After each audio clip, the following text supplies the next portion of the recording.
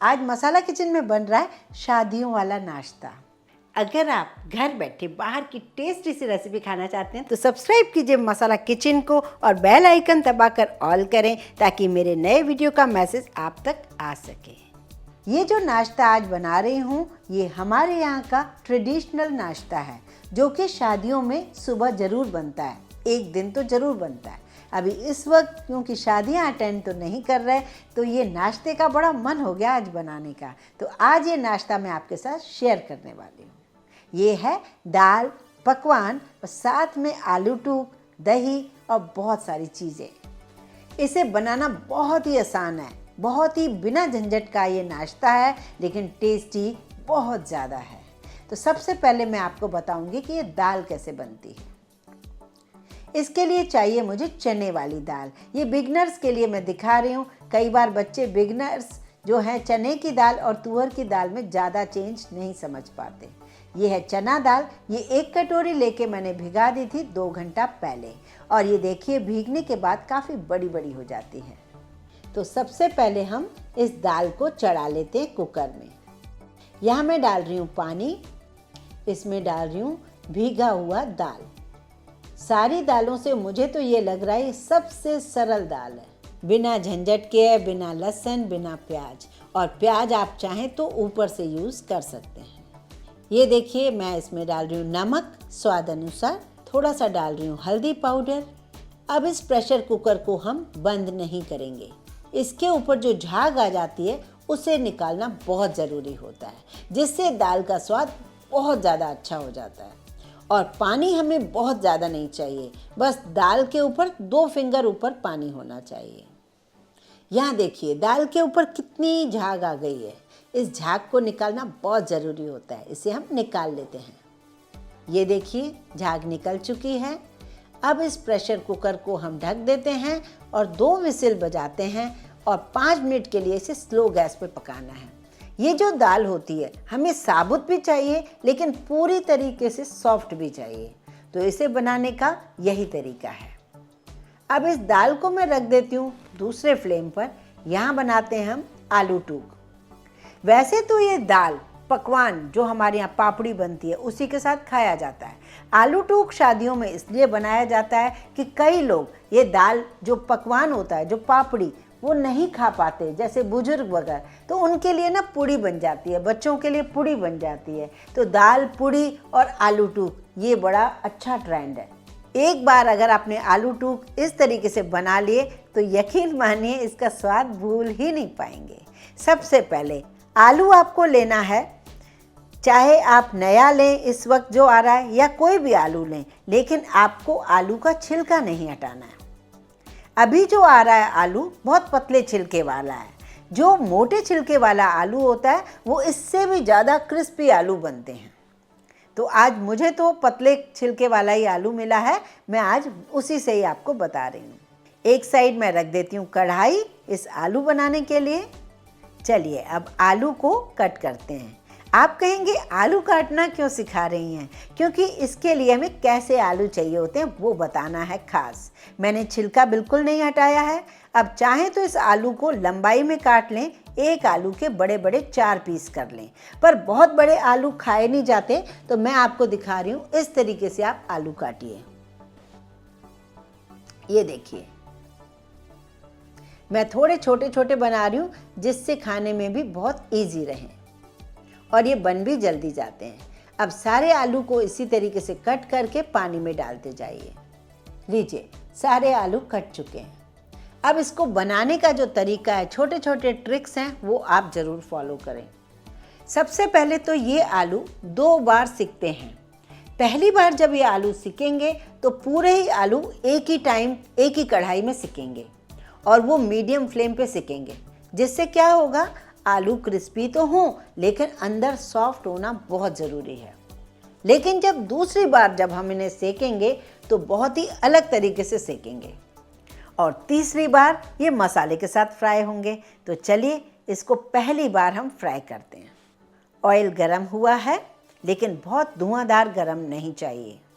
हालांकि इस आलू में काफ़ी ऑयल लगता है, लेकिन ये आलू आप कभी कभी ज़रूर ट्राई करें। ये हमारे यहाँ का बहुत ही स्पेशल आलू है। ये ख़ास तौर से कढ़ी चावल के साथ, साई भाजी के साथ बहुत बार बनाया जाता है। अब इसी कढ़ाई में आप सारे आलू डाल दीजिए। और हाँ, इस आलू को आपको बिल्कुल भी नहीं चलाना है। अगर हम चलाएंगे तो आलू टूट सकते हैं और इसके छींटे छींटे उठते हैं, जिसकी वजह से आप इसके ऊपर हल्का सा ढक्कन लगा लीजिए, जहाँ से थोड़ी सी हवा पास भी होती रहे और ये आलू अंदर से सॉफ्ट भी हो जाए। अभी तक मैंने आलू को चलाया नहीं है एक बार भी। इसकी फ्लेम भी कम नहीं की है, क्योंकि कम करूँगी तो ये आलू टूट जाएंगे। जब तक ये आलू सिक रहे हैं तब तक जो पापड़ी होती है, जो पकवान होता है, उसका मैं आटा गूंद लेती हूँ। आटा गूंदने के लिए मैंने लिया है 1 बड़ा कप मैदा, जिसे मैंने छान लिया है। इसमें थोड़ा सा डाल रही हूँ नमक, आधा चम्मच अजवाइन और 2 टेबलस्पून मोयन। मोयन मतलब अंदर डालते हैं ऑयल, जिससे वो जो पापड़ी बनती है, जो पकवान बनता है, वो खस्ता बनता है। इसे मैं गूंथ लेती हूँ। ना तो बहुत सॉफ्ट चाहिए, ना ही बहुत टाइट चाहिए, ये मीडियम चाहिए। इस आटे को, इस मैदे को गूंथ के हम 15 से 20 मिनट के लिए रख देते हैं रेस्ट के लिए। अब मैं पहली बार इन आलू को चला रही हूँ। आप कहेंगे आलू के लिए इतने सारे इंस्ट्रक्शन? जी हाँ, ये आलू हैं बड़े ही स्पेशल और धीरे धीरे एक आध बार चलाऊंगी। अभी भी इसे फ्राई होना है।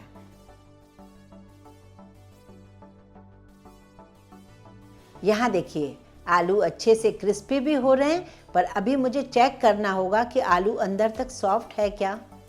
बस ऐसे ही आलू चाहिए, जो सॉफ्ट हैं लेकिन टूटे नहीं। अब इन सारे आलू को हम पहले निकाल लेते हैं। ये देखिए, अभी तो ये एक बार फ्राई हुए हैं। कितने सुंदर लग रहे हैं ना आलू। अब यहाँ देखिए, ये जो आलू हैं, इन्हें हमें प्रेस करना है। पुराने ज़माने में इसे कटोरी के साथ या हाथ से इसे प्रेस किया जाता था, हाथ की हथेली से। पर क्योंकि अभी गर्म है और मैंने पेपर नैपकिन है, उसके साथ मैं इसे थोड़ा दबा रही हूँ, जिससे मेरा हाथ भी ना जले और ये आलू टूटना नहीं चाहिए। ये देखिए, यहाँ पर रख के आपको इस तरीके से दबाना है, जिससे आलू टूटे भी नहीं और अच्छे से ये दब जाए। मतलब ये इस तरीके से हो जाए। सारे आलू को मुझे ऐसे करना है। अब जब मैं फ्राई करूँगी तो सारे आलू एक साथ नहीं डालूँगी, नहीं तो सारे आलू टूट जाएंगे। मुझे अब 2 बार करके फ्राई करना होगा और फुल फ्लेम पे फ्राई करना होगा, जिससे आलू सिर्फ ऊपर की कोटिंग उसकी क्रिस्पी हो जाए। वैसे हमारे यहाँ इस आलू में जब बनाते टाइम कढ़ाई में थोड़ा नमक डाल दिया जाता है, जिससे थोड़े नमकीन बने। पर कई बार वो नमक वाला ऑयल यूज़ नहीं हो पाता, इसलिए मैंने नमक नहीं डाला है। इन्हें देखिए कितना क्रिस्पी कर लिया है। अब हम इन्हें निकाल लेते हैं। ये है सेकंड टाइम वाला क्रिस्पी आलू। इसी तरीके से सारे आलू को मैं फ्राई कर लेती हूँ। अब इस आलू का मसाला बना रही हूँ। यहाँ लिया है मैंने स्वाद अनुसार नमक, बहुत थोड़ा हल्दी पाउडर और धनिया पाउडर। धनिया की क्वांटिटी थोड़ी ज़्यादा रखनी है। यहाँ लिया है थोड़ा काश्मीरी लाल मिर्च पाउडर, आमचूर पाउडर और थोड़ी सी कुटी हुई लाल मिर्च। अब एक दूसरा पैन लूँगी और उसमें इस मसाले के साथ मैं आलू को सेकूँगी। यहाँ लिया है मैंने एक कढ़ाई, जिसमें 1 छोटा चम्मच ऑयल डाल रही हूँ। इसे थोड़ा गर्म होने देंगे और ये आलू इस ऑयल के अंदर डाल देंगे। अब ये मसाला को मिक्स करके हमें धीरे धीरे ऊपर से डालते जाना है और आलू को मिक्स करते जाना है। मुझे पता है ये आलू काफ़ी ऑयली होते हैं, आप रोज़ तो नहीं बना पाओगे, लेकिन कभी कभी आप ज़रूर बनाइए, बहुत मज़ा आएगा। आप ये दाल पकवान आलू टू कब बना रहे हैं मुझे कमेंट करके ज़रूर बताइए। और आलू टू आप किसी भी दाल के साथ बना सकते हैं। ये देखिए, आलू देख रहे हैं, बहुत ही अमेजिंग आलू हैं। ये देखिए, टूटे भी नहीं हैं, पूरे अंदर तक सॉफ्ट भी हैं। लाल लाल आलू मसाले वाले, देखते ही मन हो जाता है खाने का। अब ये आलू बिल्कुल तैयार हैं। इस कढ़ाई को हम हटा देते हैं। अब मैं दिखाती हूँ दाल जो हमने बॉईल करने रखी थी। ये देखिए दाल में पानी की कंसिस्टेंसी बिल्कुल परफेक्ट है और ये देखिए बिल्कुल कपास की तरह सॉफ्ट हो चुकी है, लेकिन फिर भी ये दाल साबुत है। बस यही चाहिए था मुझे। ये दाल भी बहुत ही जल्दी बन जाती है एक छोटे से तड़के के साथ। चलिए पहले दाल को बना लेते हैं। यहाँ मैं ले रही हूँ 2 टेबलस्पून ऑयल। जिस तरीके से राजस्थान में दाल बाटी चूरमा बहुत ही ज़्यादा फेमस है और राजस्थान में भी इस नाश्ते को बहुत पसंद किया जाता है। इसमें डाल रहे हैं आधा चम्मच जीरा, थोड़ी सी हींग। इन दोनों को थोड़ा पकने देंगे। अब इसमें डालेंगे हम थोड़ा सा ग्रेट किया हुआ अदरक। इसमें हम लहसुन नहीं डालते, प्याज नहीं डालते। ये वाला खाना किसी व्रत त्योहार में भी इसलिए बनाया जाता है क्योंकि प्याज लहसुन नहीं होता है इस खाने में। यहाँ पर लिए मैंने लंबी कटी हुई हरी मिर्च, थोड़े से करी लीव्स। इन सबको हम पका लेते हैं और तब तक इसका मसाला तैयार करते हैं। यहाँ देखिए इसी प्लेट में मैंने आलू के लिए मसाला बनाया था। थोड़ा मसाला इसी में बच गया है। उसी में ही मैं डाल रही हूँ थोड़ा सा काला नमक, क्योंकि सफ़ेद नमक हमने दाल में डाला हुआ है। यहाँ पे ले रही हूँ आधा चम्मच जीरा पाउडर, आधा चम्मच गरम मसाला, 1 चम्मच धनिया पाउडर, 1 छोटा चम्मच आमचूर पाउडर। यहाँ ले रही हूँ काश्मीरी लाल मिर्च पाउडर, बहुत थोड़ा सा हल्दी पाउडर। बस हमें अभी कोई टमाटर नहीं डालना है, कुछ नहीं डालना है। जो भी आपको यूज़ करना है सब दाल को बनने के बाद सर्व कर सकते हैं। अब ये सारे मसाले मैं यहाँ पर डाल देती हूँ। अब मसाला भुने, मसाला जले नहीं, इसके लिए थोड़ा सा 1 करछी करीब मैं पानी डाल रही हूँ। ऐसा करने से मसाला जलेगा नहीं और पानी पर मुझे ज़्यादा नहीं चाहिए क्योंकि दाल ये बहुत पतली नहीं होती है। अब ये दाल जो हमने बना रखी है इसमें थोड़ा ही पानी है जितना हमें चाहिए होता है, ये सब मैं इसमें डाल रही हूँ। ये देखिए ये दाल बहुत ही बढ़िया लग रही है। यहाँ मैं आपको एक ट्रिक बताऊंगी। ये दाल हमें बिल्कुल भी नहीं मसलनी है, लेकिन 2 चम्मच दाल मैं निकाल लेती हूँ, उसे मसल लेती हूँ। इससे क्या होगा, ये दाल बिल्कुल गाढ़ी भी रहेगी और दाल पूरी खिली खिली भी रहेगी। उसे करछी से मैं मसल रही हूँ दाल को और इसी के अंदर ये डाल देती हूँ। थोड़ा सा पानी भी डाल देती हूँ। अब ये दाल देखिए बिल्कुल साबुत साबुत भी दिख रही है और गाढ़ी भी दिख रही है। ये छोटी छोटी जो ट्रिक्स होती हैं जो हमें बड़ों ने हमारे समझाई हैं वो मैं आपके साथ सारी शेयर कर रही हूँ। अब ये दाल की कंसिस्टेंसी बिल्कुल परफेक्ट है, ये उबल भी गई है। अब हम चलते हैं उस मैदे की तरफ। अब इस मैदे को हम निकाल के थोड़ा सा मसल लेते हैं और इसकी छोटी छोटी हम लोई बना लेते हैं। अब हम इस लोई को पतला पतला बेलेंगे, जितना पतला हो सके बढ़िया सा बेलेंगे। हमें इसे पतला बनाना है और हाँ, ये फूलनी नहीं चाहिए, तो या तो आप इसे फोक से या नाइफ से इसे कट ज़रूर लगाते जाइए और कट काफ़ी सारे लगेंगे। जितने ज़्यादा कट होंगे उतना ही ये फूलेगी नहीं। इसे मीडियम फ्लेम पर फ्राई करते चले जाइए। एक बार में आप 2-2 पपड़ी भी डाल सकते हैं। इसे गोल्डन होने तक फ्राई कीजिए और निकालते जाइए। यकीन मानिए इसमें हमने अंदर ज़रूर ऑयल डाला, लेकिन ये ऑयली नहीं बनती हैं। ये बहुत ही टेस्टी बनती हैं, काफ़ी दिनों तक इसी तरीके से क्रिस्पी रहती हैं। इसी तरीके से सारे पकवान, सारी पापड़ी हम बनाते चले जाएंगे। लीजिए अब हम ये क्रिस्पी से आलू सर्व कर रहे हैं। दिख रहे हैं ना, बहुत ही क्रिस्पी से आलू, टेस्टी से आलू। इसमें बहुत मेहनत लगी है हमें बनाने में।